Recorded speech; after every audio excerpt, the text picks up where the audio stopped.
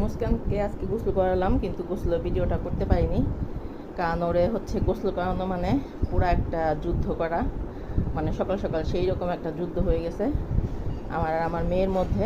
তো এখন এই যে গোসল টোসল করানো শেষ, ওকে কিন্তু হেয়ার ড্রাই দিয়ে শুকানো যায় না, কারণ হেয়ার ড্রাইয়ারটার সাউন্ড শুনলে ও এমন লাফালাফি শুরু করে দিবে, মানে ঘর তছনছ করে ফেলবে।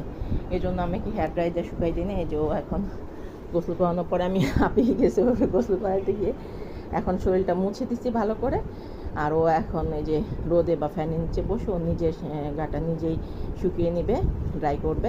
কিন্তু এখন যেটা হচ্ছে যে আমি চাচ্ছিলাম যে একটু হেয়ার ড্রাই দিয়ে শুকিয়ে দিই, তাড়াতাড়ি হয়ে যাবে, কিন্তু সে কোনোভাবেই দিবে না।